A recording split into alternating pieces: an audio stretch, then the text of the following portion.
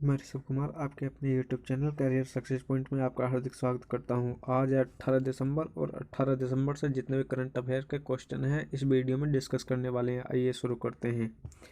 Question number 1, UNDP द्वारा जारी मानव विकास सूचकांक सन 2020 में भारत किस स्थान पर रहा है? ऑप्शन ए 51वें स्थान पर, ऑप्शन बी 131वें स्थान पर, ऑप्शन सी 77वें स्थान पर, ऑप्शन डी 121वें स्थान पर। तब इसका राइट आंसर होगा 131वें स्थान पर। इसके बारे में आगे सूचना देते हैं कि संयुक्त राष्ट्र विकास कार्यक्रम द्वारा जारी रिपोर्ट के अनुसार मानव विकास सूचकांक सन 2020 में भारत 131वें स्थान पर रहा है। इसके साथ ही मानव विकास सूचकांक में कुल 189 देशों ने भाग लिया है, जिसके अनुसार इस सूचकांक में नॉर्वे शीर्ष स्थान पर रहा है। आयरलैंड, स्विट्जरलैंड, हांगकांग और आइसलैंड जैसे देश दूसरे स्थान पर रहे हैं। इस सूचकांक में भारत 131वें स्थान पर रहा है, भूटान 129वें स्थान पर, बांग्लादेश 133वें स्थान पर, नेपाल 142वें स्थान पर, जबकि पाकिस्तान 154वें स्थान पर और रूस 52वें स्थान पर रहा है। इसके साथ ब्राज़ील 84वें स्थान पर और चीन 85वें स्थान पर रहा है। क्वेश्चन नंबर 2, ओडिशा राज्य के उच्च न्यायालय के मुख्य न्यायाधीश कौन बने हैं? Who become the chief justice of the high court of Odisha state? Option A D B. Mishra, option B V K. Sain, option C R K. Joshi, option D J S. Muralidharan. तब इसका राइट आंसर होगा जे.एस. मुरलीधरन।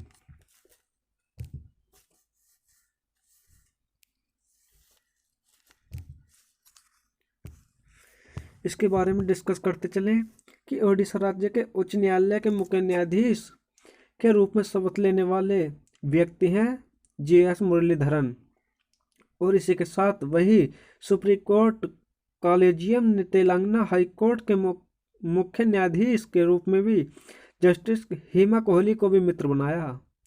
इसी के साथ जस्टिस जे.एस. मुरलीधरन ने सन 1984 में अपनी लॉ प्रैक्टिस करने की शुरुआत की और इसके बाद 3 साल बाद उन्होंने यानी 1987 में दिल्ली हाई कोर्ट के मुख्य न्यायाधीश के रूप में भी शपथ ली थी। क्वेश्चन नंबर 3, इसरो ने अंतरिक्ष स्थिति जागरूकता के लिए किस नाम से समर्पित नियंत्रण केंद्र स्थापित करने की घोषणा की है? Option A Nitra, option B Dimra, option C Binto, option D Liberia. तब इसका राइट आंसर होगा नित्रा।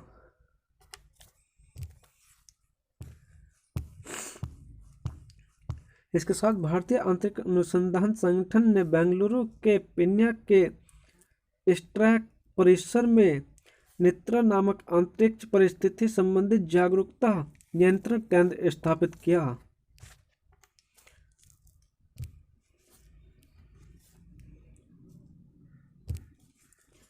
यानी नित्रा की full form network for space object tracking and analysis यानी नेत्रा भारत की अंतरिक्ष परिस्थितियों की निगरानी, ट्रैकिंग और सुरक्षा करेगा। इसका मुख्य उद्देश्य अंतरिक्ष मलबे के निकट दृष्टिकोण और टकराव से उच्च मूल्यांकन की अंतरिक्ष संपत्ति का संरक्षण करना है। क्वेश्चन नंबर 4, फोर्ब्स द्वारा जारी वर्ष सन 2020 की सबसे अधिक कमाई करने वाले सेलिब्रिटी का खिताब किसने जीता?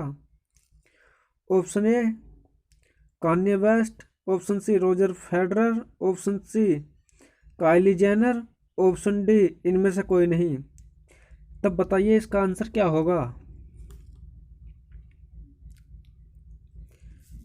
इसका राइट आंसर होगा काइली जैनर।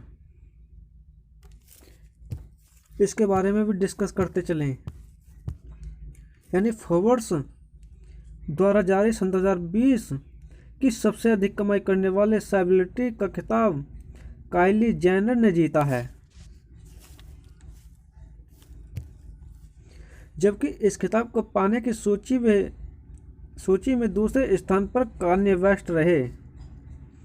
और इसी के साथ टायलर पेरी, हावर्ड स्टर्न और ड्वेन जॉनसन सहित Roger Federer, Cristiano Ronaldo, Lionel Messi, Neymar और लेब्रोन जेम्स जैसे ए लिस्टर एथलीट शीर्ष 10 में जगह बनाने में कामयाब रहे हैं। दुनिया के शीर्ष कमाई करने वाले सितारों में टॉप रहने वाली काइली जेनर साल सन 2020 में $6.1 बिलियन की कमाई की।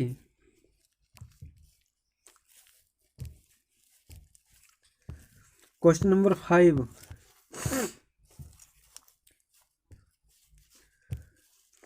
किस राज्य की सरकार ने किसानों की आय दोगुनी करने के लिए किसान कल्याण मिशन की शुरुआत की?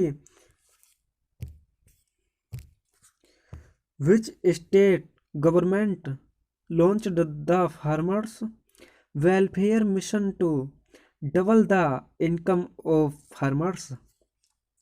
यानी किस राज्य की सरकार ने किसानों की आय दोगुनी करने के लिए किसान कल्याण मिशन की शुरुआत की? Option A Uttar Pradesh, option B Bihar, option C Madhya Pradesh, option D Gujarat. तब इसका राइट आंसर होगा ऑप्शन ए यानी यूपी, उत्तर प्रदेश। इसी के बारे में और देखते चलें। उत्तर प्रदेश राज्य की सरकार ने किसानों की आय दोगुनी करने और इसके उद्देश्य से विशेष किसान कल्याण मिशन अभियान की शुरुआत की। किसान कल्याण मिशन अभियान राज्य के सभी विधानसभा क्षेत्रों को कवर करेगा और किसानों की आय को भी दोगुना करेगा।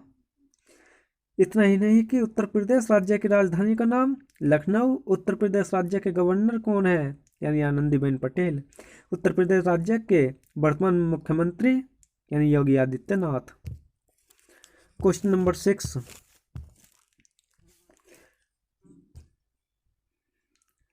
किसने वर्ष सन 2020 का golden peacock environment management award जीता है? यानी who has won the golden peacock environment management award for the year सन 2020 यानी 2020? Option A BHEL, option B SAIL, option C DRDO, option D BSE। यानी ऑप्शन ए व्हील, option B SAIL, option C DRDO, option D BSE। तब इसका right answer होगा option B SAIL. इसके बारे में और डिस्कस करते चलें। आइए देखते हैं। Steel authority of India limited ने इंस्टीट्यूट ऑफ डायरेक्टर्स द्वारा जारी सन 2020 का प्रतिष्ठित गोल्डन पीकॉक पर्यावरण प्रबंधन पुरस्कार भी जीता है। यानी सेल पिछले 2 वर्षों से लगातार पर्यावरणीय रूप से अपनी जिम्मेदारी निभाने के लिए यह पुरस्कार जीतती आ रही है। इतना ही नहीं, सेल कंपनी के वर्तमान अध्यक्ष अनिल कुमार चौधरी, सेल का मुख्यालय नई दिल्ली में है और सेल की स्थापना 1954 में की गई थी। क्वेश्चन नंबर 7,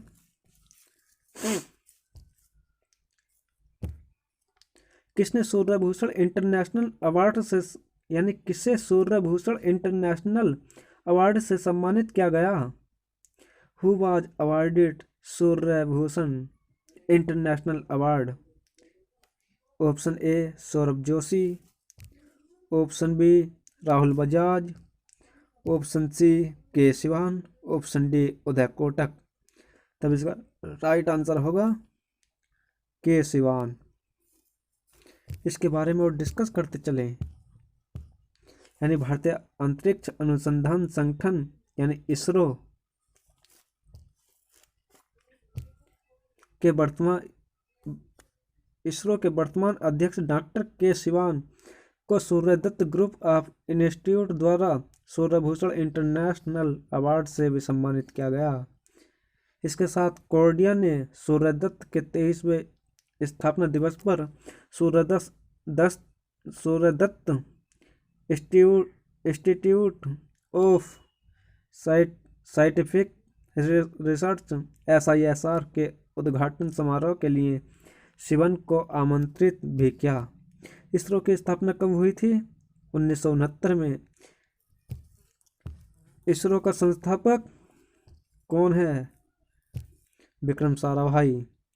यानी इसरो का मुख्यालय बेंगलुरु में स्थित है। क्वेश्चन नंबर 8,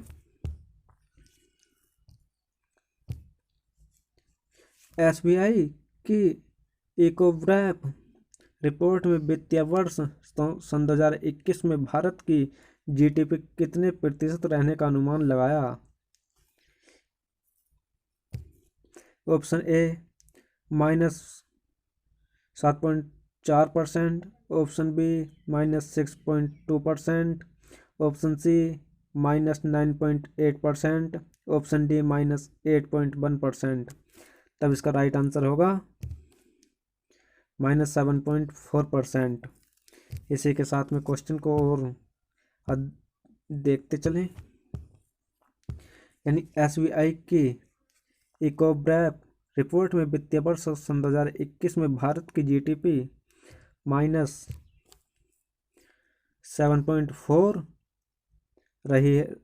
रहने का अनुमान लगाया है।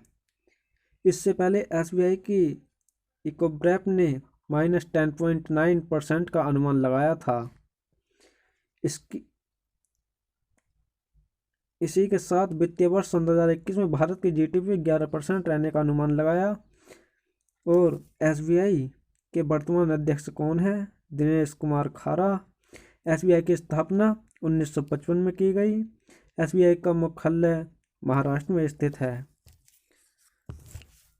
क्वेश्चन नंबर 9, वर्ष सन 2030 एशियाई खेलों की मेजबानी कौन सा देश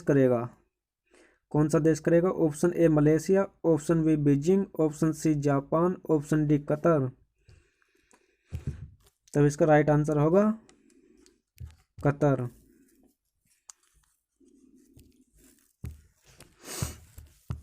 यानी वर्ष सन 2030 के एशियाई खेलों की मेजबानी कतर देश करेगा। वही वर्ष सन 2034 में आयोजित होने वाले एशियाई खेलों की मेजबानी सऊदी अरब के रियाद में की जाएगी। वर्ष सन 2017 में सऊदी अरब के द्वारा कतर के साथ व्यापार एवं यात्रा बहिष्कार करने एवं दोनों देशों के बीच चल रहे राजनीतिक विवादों के समापन के बाद एशियाई खेलों के आयोजित कराने के फैसले पर रजामंदी हुई है। इसी के साथ ओलंपिक काउंसिल ऑफ एशिया का मुख्यालय कहाँ स्थित है? यानी कुवैत में। ओलंपिक काउंसिल ऑफ एशिया के वर्तमान अध्यक्ष अहमद अल सवा हैं।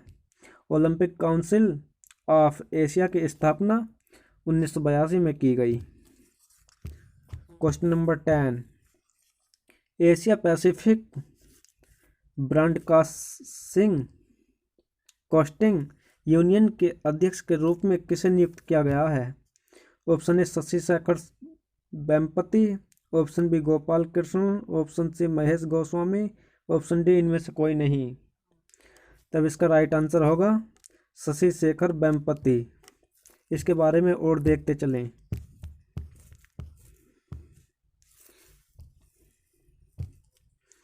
एशिया पैसिफिक ब्रॉडकास्टिंग यूनियन के उपाध्यक्ष के रूप में शशि शेखर वेम्पति को नियुक्त किया गया। शशि शेखर वेम्पति को अगले 3 वर्षों के लिए एशिया पैसिफिक ब्रॉडकास्टिंग यूनियन का उपाध्यक्ष बनाया गया है, जो कि दुनिया का सबसे बड़ा प्रसारण संगठन है जो मलेशिया की राजधानी कुआलालंपुर में स्थित है। इसी के साथ प्रसार भारती की स्थापना कब की गई? 1997। प्रसार भारती का मुख्यालय नई दिल्ली में स्थित है। तब इस वीडियो के साथ साथ चैनल को सब्सक्राइब, लाइक और शेयर करना ना भूलें, और वीडियो को भी अधिक से अधिक शेयर करें।